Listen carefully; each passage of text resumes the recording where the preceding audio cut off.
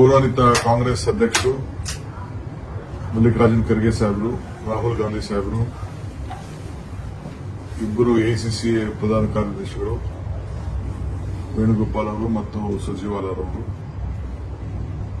ನನ್ನ ಮತ್ತು ಮುಖ್ಯಮಂತ್ರಿಗಳನ್ನ ಬರಬೇಕು ಅಂತೇಳಿ ಆಹ್ವಾನವನ್ನು ಕೊಟ್ಟಿದ್ದರು. ಆ ಪ್ರಕಾರ ನಾವಿಬ್ಬರು ಬಂದು ಪಕ್ಷದ ಸಂಘಟನೆ ವಿಚಾರದಲ್ಲಿ ಕರ್ನಾಟಕ ರಾಜ್ಯದ ರಾಜಕಾರಣ ಮತ್ತು ಇತ್ತೀಚೆಗೆ ನಡೆದಂತ ಆಕಸ್ಮಿಕವಾದಂತಹ ಒಂದು ಘಟನೆ ಬಗ್ಗೆ ಚರ್ಚೆ ಆಯಿತು. ಬಹಳ ಜನ ಎಂಪಿಗಳು, ಶಾಸಕರು, ಮಂತ್ರಿಗಳು ಮತ್ತು ಅನೇಕ ಸಂಘಟನೆಗಳು ಕಳೆದ 10 ವರ್ಷದಿಂದ ನಡೆದಂತ ಜಾತಿ ಗಣತಿ ವಿಚಾರದಲ್ಲಿ ಏನು ನಾವು 12ನೇ ತಾರೀಕು ಒಂದು ಅಂತಿಮ ತೀರ್ಮಾನ ತೆಗೆದುಕೊಳ್ಬೇಕು ಅಂತ ನಿಗದಿಯಾಗಿತ್ತು. ಅದರ ಬಗ್ಗೆ ಒಂದು ವ್ಯಾಪಕವಾದಂತಹ ಚರ್ಚೆ ಬಂತು. ಈ ಮಧ್ಯೆ ಎಲ್ಲಾ ಮಂತ್ರಿಗಳು ಕೂಡ ತಮ್ಮ ಅಭಿಪ್ರಾಯವನ್ನ ಲಿಖಿತ ಮುಖಾಂತರ ಮುಖ್ಯಮಂತ್ರಿಗಳಿಗೆ ತಿಳಿಸಿದರು. ಅನೇಕ ಸಂಘಟನೆಗಳು, ಮಠಾಧೀಶರು, ಸಂಘ ಸಂಸ್ಥೆಯವರು, ಶಾಸಕರು, ಮಂತ್ರಿಗಳೆಲ್ಲ ಕೂಡ ಪ್ರತ್ಯೇಕವಾಗಿ ನಮ್ಮ ವರಿಷ್ಠರು ಕೂಡ ಮಾತಾಡಿದರು. ಸೊ ಈ ಹಿನ್ನೆಲೆಯಲ್ಲಿ ಕಾಂಗ್ರೆಸ್ ಅಧ್ಯಕ್ಷರು ರಾಹುಲ್ ಗಾಂಧಿ ಅವರು ಮತ್ತು ನಮ್ಮ 2 ಪ್ರಧಾನ ಕಾರ್ಯದರ್ಶಿಗಳು ವ್ಯಾಪಕವಾಗಿ ಚರ್ಚೆ ಮಾಡಿ ಏನು 12ನೇ ತಾರೀಕು ನಡೆಯುತ್ತ ಸಂಪುಟದ ಸಭೆ ಮುಂಚಿತವಾಗಿ ಅನೇಕ ಮಂತ್ರಿಗಳನ್ನ ಕರೆದು ಮಾತಾಡಬೇಕು ಅಂತೇಳಿ ಒಂದು ದಿನಾಂಕ ಕೂಡ ನಿಗದಿ ಮಾಡಬೇಕು ಅಂತ ಇತ್ತು. ಆದರೆ ಇವತ್ತು ನಾವಿಬ್ಬರನ್ನೇ ಕರೆಸಿ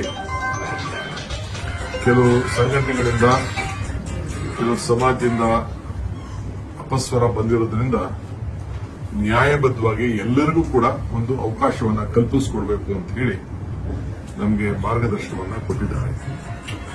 ಅದಕ್ಕೆ ಮುಖ್ಯಮಂತ್ರಿಗಳಿಗೆ ಮತ್ತೆ ನೀವು ಎಲ್ಲರಿಗೂ ಕೂಡ ನೀವು ಅವಕಾಶ ಕೊಡಬೇಕು, ಮತ್ತೆ ಏನು ಪ್ರತಿ ಮನೆಗೂ ಕೂಡ ಯಾರು ಕೂಡ ಅಪಸ್ವರ ಸಿಗಬಾರದು ಅಂತೇಳಿ ಒಂದು ಮಾರ್ಗದರ್ಶನವನ್ನ ಕೊಟ್ಟಿದ್ದಾರೆ.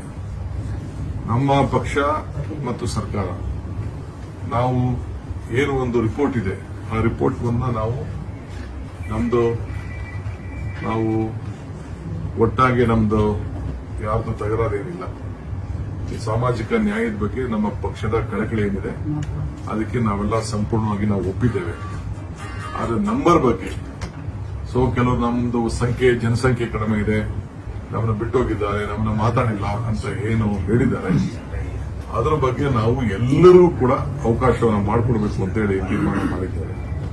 ಅದಕ್ಕೆ ನಾನು ಈ ಸಂದರ್ಭದಲ್ಲಿ ಎಲ್ಲ ಸಾರ್ವಜನಿಕರಿಗೆ, ಮಠಾಧೀಶರಿಗೆ, ಸಂಘ ಸಂಸ್ಥೆಯವರಿಗೆ, ಸಮಾಜದ ಮುಖಂಡಗಳಿಗೆ ಎಲ್ಲರೂ ಕೂಡ ನಾವು ಮನವಿ ಮಾಡಿಕೊಳ್ತೇವೆ.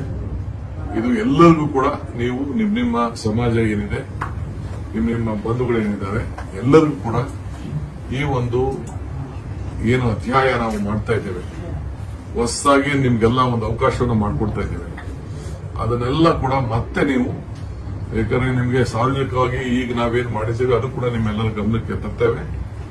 ಈಗ ತಾವು ಎಲ್ಲರೂ ಕೂಡ ಮತ್ತೆ ಎಲ್ಲೇ ಇರಲಿ ಅವರ ಹೆಸರನ್ನ ಈ ಜಾತಿ ಗಣತಿ ಮತ್ತು ಸಾಮಾಜಿಕವಾಗಿ ಏನು ನಿಮ್ಮ ಗುರುತಿದೆ ಅದನ್ನ ನೀವು ನ್ಯಾಯಬದ್ಧವಾಗಿ ಕಾನೂನಲ್ಲಿ ಏನು ಮೊದಲಿಂದ ಕೂಡ ಯಾವ ಒಂದು ಸಮಾಜಕ್ಕೆ ನೀವು ಸೇರಿದ್ದೀರಿ ಅದನ್ನ ವ್ಯಕ್ತಪಡಿಸಿಕೊಳ್ಳುವಂತ ಒಂದು ಅವಕಾಶವನ್ನು ಇವತ್ತು ನಾವು ಕಲ್ಪಿಸಿಕೊಡ್ತಾ ಇದ್ದೇವೆ. ಈ ಹಿನ್ನೆಲೆಯಲ್ಲಿ ಮುಖ್ಯಮಂತ್ರಿಗಳು ಕ್ಯಾಬಿನೆಟ್ ಅಲ್ಲಿ ಚರ್ಚೆ ಮಾಡಿ ದಿನಾಂಕವನ್ನ, ಏಕೆಂದ್ರೆ ಇದು ಒಂದು ದೊಡ್ಡ ಬಿಗ್ ಪ್ರೋಸೆಸ್ ಇದು. ನಾವು ಈಗಾಗಲೇ SC ಜನಾಂಗ ಸಂಬಂಧಪಟ್ಟಂತೆ ಈಗಾಗಲೇ ಸುಮಾರು 1-2 ತಿಂಗಳಿಂದ ಅದರ ಬಗ್ಗೆ ವಿವರವಾದಂತಹ ಒಂದು ಜನಗಣತಿ ಅವ್ರಿಗೊಂದು ಅವಕಾಶವನ್ನು ಕಲ್ಪಿಸಿಕೊಟ್ಟಿದ್ದೇವೆ. ಈ ಮಧ್ಯದಲ್ಲಿ ಎಲ್ಲರೂ ಕೂಡ ಮತ್ತೆ ನಾವು ಇನ್ವಾಲ್ವ್ ಮಾಡ್ಕೊಳ್ಬೇಕಾಗ್ತದೆ. ಈ ಹಿನ್ನೆಲೆಯಲ್ಲಿ ನಾವು ಕ್ಯಾಬಿನೆಟ್ ಅಲ್ಲಿ ತೀರ್ಮಾನ ಮಾಡಿ ಮುಖ್ಯಮಂತ್ರಿಗಳು ಯಾವತ್ತಿಂದ ಪ್ರಾರಂಭ ಆಗ್ತದೆ, ಟೈಮ್ ಲೈನ್ ಎಲ್ಲ ಕೂಡ, ಯಾಕೆಂದ್ರೆ ಇದಕ್ಕೆ ಸಾವಿರಾರು ಜನ ಅಧಿಕಾರಿಗಳು, ಟೀಚರ್ಸ್, ಬೇರೆ ಬೇರೆ ಅವರೆಲ್ಲ ಕೂಡ ಇದಕ್ಕೆ ಬೇಕಾಗಿದ್ದರಿಂದ ಇದನ್ನ ಯಾವ ರೀತಿ ಮಾಡಬಹುದು ಅಂತ ಹೇಳಿ ನಿಮ್ಮೆಲ್ಲರೂ ಕೂಡ ತಿಳಿಸುವಂತ ಕೆಲಸವನ್ನು ನಾವು ಮಾಡ್ತೇವೆ. ಅದರಿಂದ ಯಾರು ಕೂಡ ನಮ್ಮ ಸರ್ಕಾರದ ಬಗ್ಗೆ ಆತಂಕ ಬೇಡ. ನಾವು ಎಲ್ಲರನ್ನೂ ಕೂಡ ವಿಶ್ವಾಸ ತೆಗೆದುಕೊಂಡು ಎಲ್ಲರೂ ಕೂಡ ನ್ಯಾಯವನ್ನು ಒದಗಿಸಿಕೊಡಬೇಕು ಅನ್ನೋದು ನಮ್ಮ ಕಾಂಗ್ರೆಸ್ ಸರ್ಕಾರದ ಒಂದು ಸಂಕಲ್ಪ. ಇದಕ್ಕೆ ತಮ್ಮೆಲ್ಲರೂ ಕೂಡ ಈ ಅವಕಾಶವನ್ನು ಮಾಡಿಕೊಡ್ತೇವೆ.